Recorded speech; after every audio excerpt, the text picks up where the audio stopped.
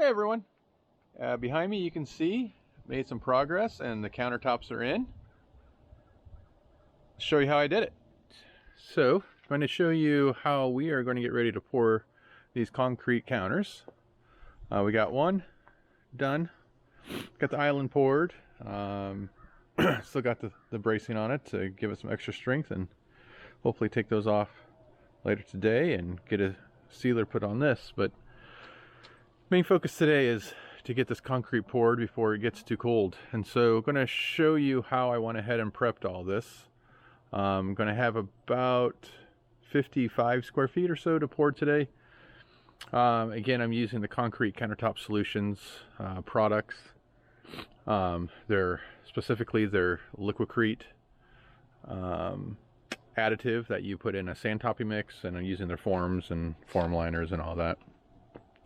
So quick overview of how to really set this up and prep this for your pour.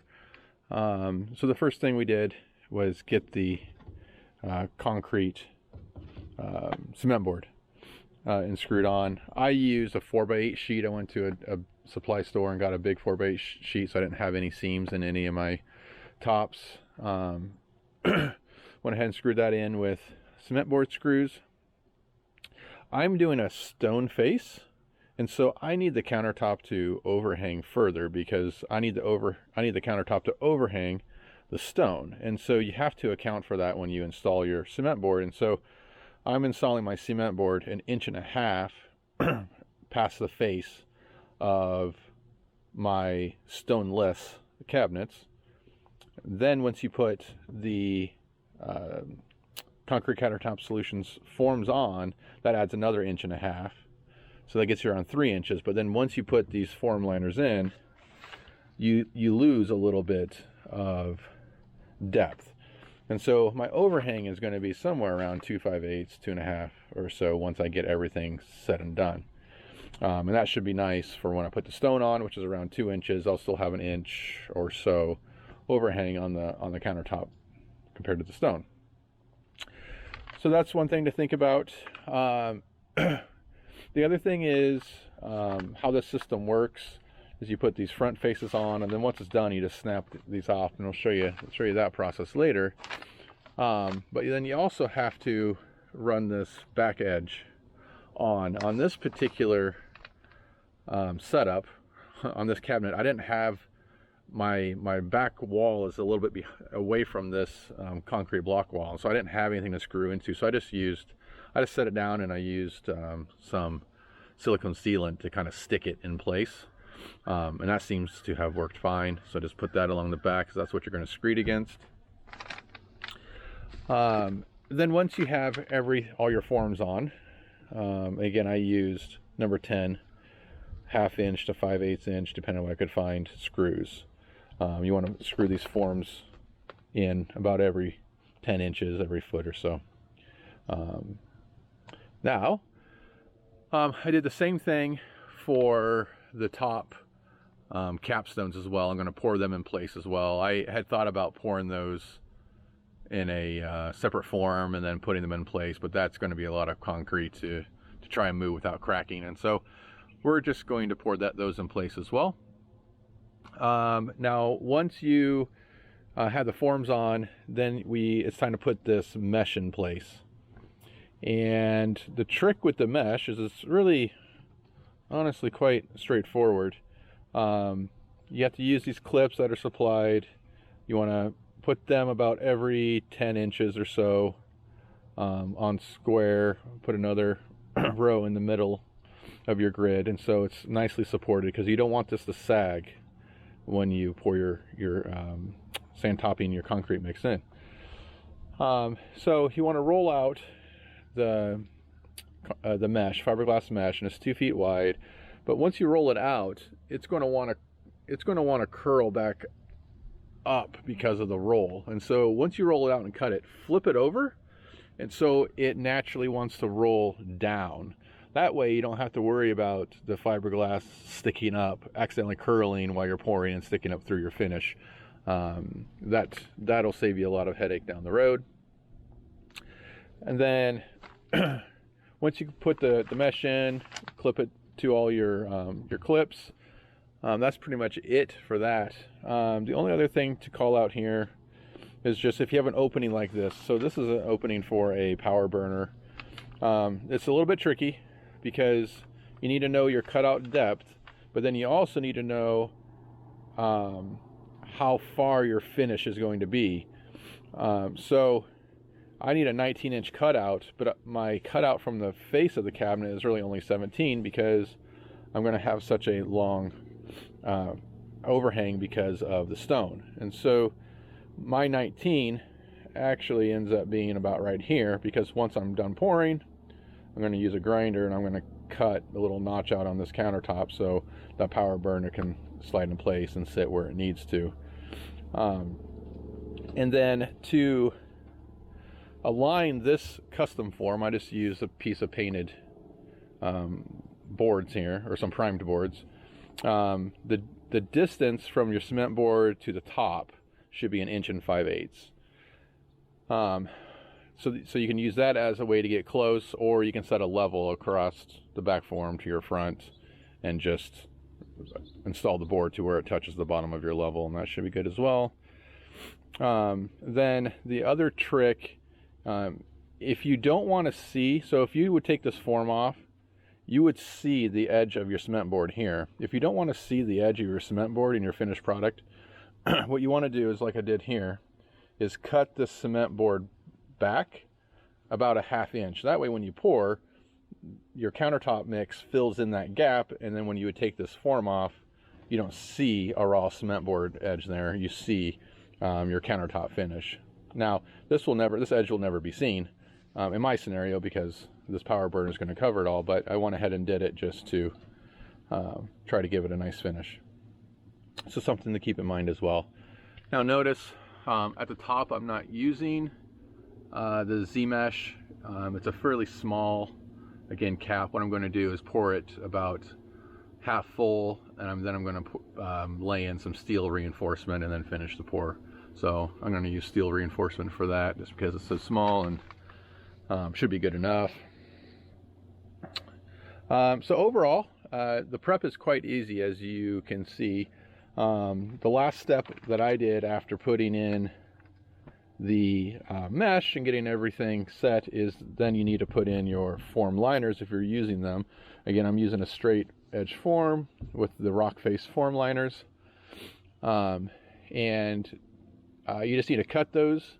I use my miter saw, cut those to size, and then to get them to stick securely, what you want to do is wipe the back of the form and also the back of the form liner with some rubbing alcohol, and that will create a surface that some double-sided duct tape will stick to, and then that will stick very nicely to your form and should stay in place. And then once all that's done, then where your form liners meet, as you can see here, just use a little plumber's putty. Don't use caulk, that'll be way too messy, hard to form, it's going to stick everywhere. Just put a little putty right in that corner, kind of mold it into place, and that will give you a nice blended transition for your countertop corners once you pull those forms off. And you can notice here, this form's been used before, or this form liner's been used before, and that's the nice thing about these, is that they are reusable. So you can probably get a lot of pours out of these if you clean them up quickly after you use them. And then the only other is this side. So the exact same setup, really the same process, just a bigger cutout for the Argentine grill. And down here is the platform the Argentine grill will sit on. I'm going to pour the countertop first, then measure the exact depth I need for the Argentine grill. Then I'm going to form this up and pour that to that height, so it sits in here nice. So that's pretty much it for the prep work. Just got my rosin, some paper down on the pavers, covered with plastic, make sure I don't get a mess anywhere, don't need additional work cleaning things up, so make sure you take time to do that. And then Then make sure you have, you know, your workspace set up, ready to go. So I've got 2 buckets, 3.5 gallon buckets here, ready to carry the concrete over and do the pouring. I got a mixing bucket here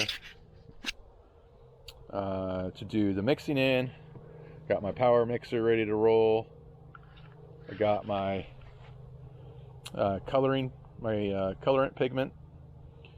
I'm going for that bluestone-ish look, and so it's going to be 2 ounces of the blue pigment and 4 ounces of the charcoal black pigment. I'm going to put that in every 60-pound bag. Got to have your Liqui-Crete additives ready to go. 1 of those per 60-pound bag, and then I got my sand mix in the back of the truck, and then ready to roll. So, yeah, make sure you have everything set up. Once you start mixing, you need to go pretty quick. And so having a helping hand is definitely important on this as well. So, all right, well, I think that's it. We are going to go ahead and set things up and get to pouring the first couple counters. I'm going to start at the top and then go to the bottom, just in case as I pour this I'm going to have some overflow probably into the bottom. So start at the top, work to the bottom, see how it goes.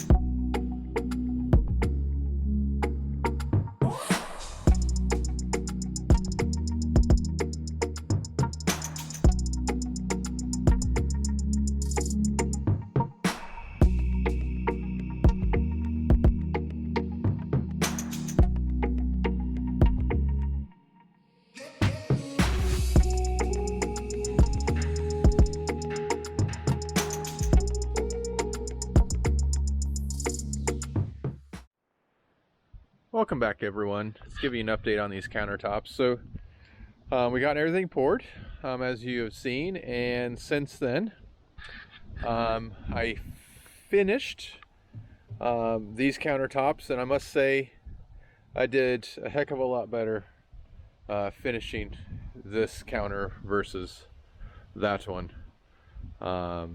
This one I have lots of just unevenness, and I needed to polish this one pretty good to get it pretty smooth. But then a lot of your top finish comes off and you start to see a lot more sand, so it takes on a little bit different color. But took my learnings and applied it to these, and I'll tell you, these turned out much better. Really happy with these. So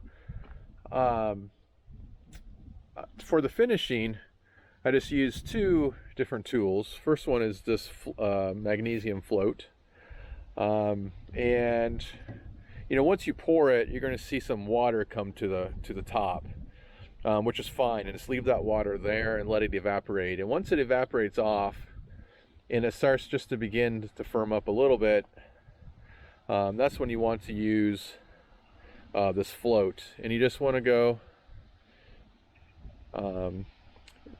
nice arched, you know, curved patterns all over your surface, just to help level out, find any low spots. If you have a low spot, add a little bit of leftover mix, you know, tap it in, you know, smooth it back and forth, mix it in. But you just did that over the entire surface, and what this float does is then opens up the pores in the concrete to allow that bleed water to continue to reach the top, and it also allows any trapped air to get out. And so then I did that once or twice, and then just let it continue to set, and then once it's starting to look a little dry, and when you lightly touch it, you don't leave a mark, but maybe still a little bit soft to a firm touch, then you want to go ahead and grab your steel trowel. And I just use this maybe 14 inch, 14 inch, and then you're going to use pretty hard pressure, back and forth in a straight line, arch, different directions, really to work up the cream on the top of your countertop here and give it a real smooth finish. And so this particular countertop, I don't think I'm even going to polish at all. It looks pretty good. And so if I can get maybe close down, the finish, it came out really nice and smooth. Just very, very happy with it. Even these smaller tops came out really nice. The rock edge came out really nice. What I will say about the rock edge is that it is hard to get all the air vibrated out of it. And so just really over vibrate it. When you think you're done, keep going, because I have lots of little, you can see, but lots of little air pockets. It doesn't affect the finished product or anything, but if you're really picky, you may want to make sure. We use the reciprocating saw around the edge a couple different times, and that still wasn't quite enough with a pretty wet mixture, honestly. So yeah, make sure you really vibrate it a lot to try to get those bubbles out. So overall, really, really, really happy with the finish. The form snapped off very easily when you're done. You just take it, you bend the front down, form snap off without damaging any of the countertop. And so really what we're at now is we want to move on to the next step, which is to get these countertops ready for some sealer. And ready to get some of these appliances put in. But before we do that, we have a few imperfections we want to correct. And so these forms, as you're hard troweling or steel troweling, you can build up a little bit of a ridge against the front liner if your mix is just a little bit low. And so you can see here on mine, maybe if I get down low, you can see it, but there's a little bit of a lip left on this front edge that if water gets on this, it's not going to be able to run off. That lip's going to try to act as a dam and hold it on there. So I'm going to use a 100 grit pad, diamond pad on my orbital, and I'm just going to go around the front edge of these countertops and just try to knock this front lip down so it's not quite as prominent. You can really see the buildup on this one. So just going to go around and try to get that knocked off. Again, I'm not going to polish probably the main of these counters. I think they look great as they are. So and also just on the color, we were going for a match to these wall stones, which is a bluestone color. Can't remember the manufacturer, but we was kind of hoping to try to get all the capstones and counters to match. And I will say, if you look from that to that, I think we did pretty darn good trying to match the color. And as I said, I'm mixing, this is 4 ounces of a charcoal pigment with 2 ounces of a blue pigment. Got us this bluish gray bluestone color. So all right, let's go ahead and set up and try to sand this edge down and see how that works.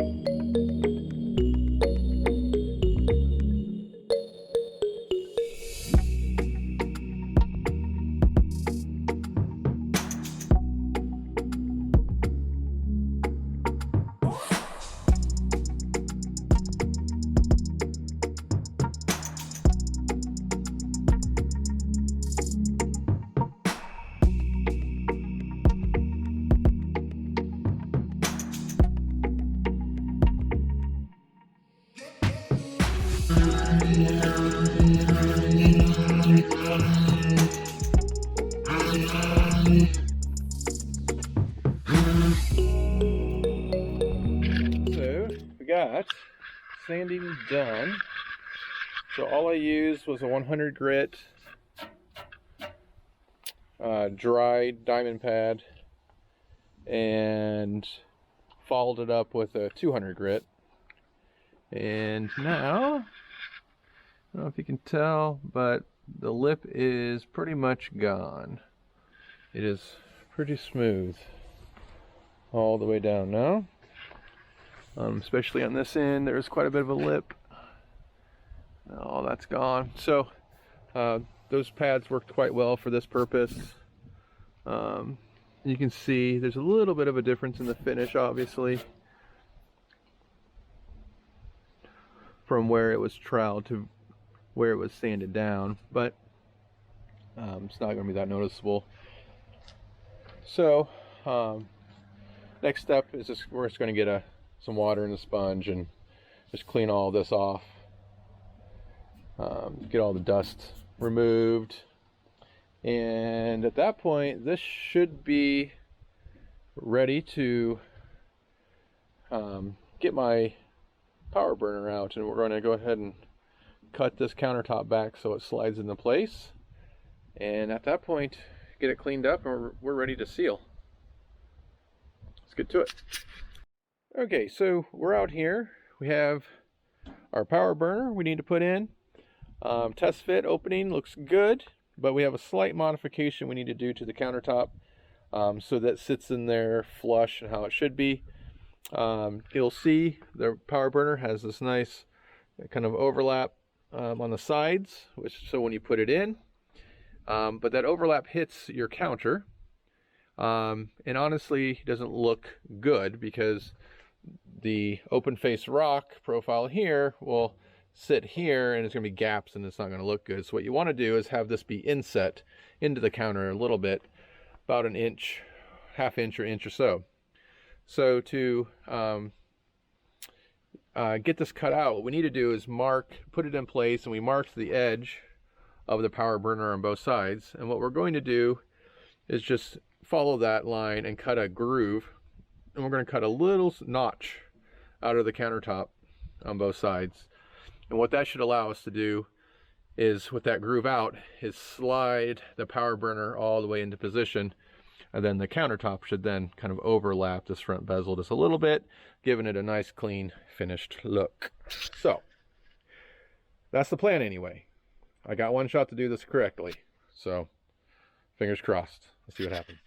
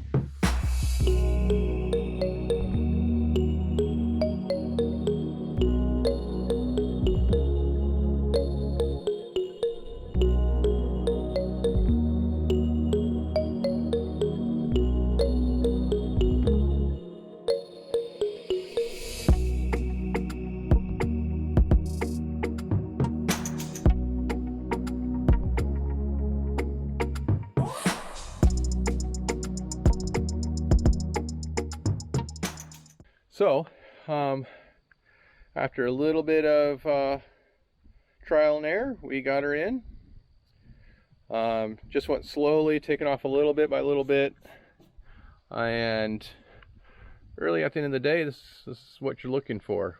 So now it fits in there. The front bezel sits back in there on both sides. Our countertop then comes, overlaps it a little bit, but not too far to where it's sticking out in front of it on both sides. So it looks good. So I think I'm happy with that. The cut line matches up well there. It's a little bit back. It's a little bit of a gap there, but nothing major. and no gaps on the back end, sitting nice and flush. So I think that's a winner. All right, so now with that being in, we're going to go ahead and just clean everything up, vacuum everything off, and get ready to seal all the concrete. And I'll show you how I do that and what product we use. All right, so we are back for the next step. We have the countertops cleaned up, blown off. We are ready to put the sealer on. And so quick, show you what I'm using. I'm using this acrylic 14 from Countertop Solutions. It's a water-based product. It's a matte finish. Does not do much darkening of the surface, so it leaves it pretty well the color that it is. With, like I said, more of a matte finish. Then I have a polish or a shine product that you can use after this. That'll bring more shine, leave more of a gloss finish if that's what you're looking for. So we're going to go ahead and use this. Going to use just a standard brush for the edges, and I've got this wide roller that I'm going to use for all the flat surfaces.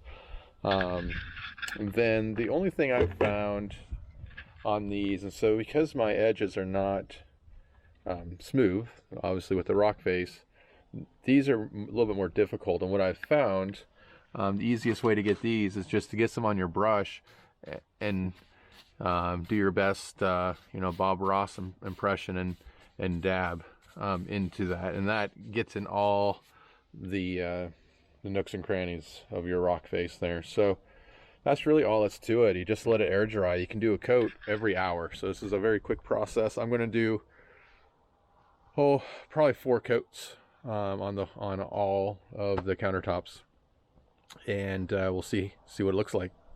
Let's get started.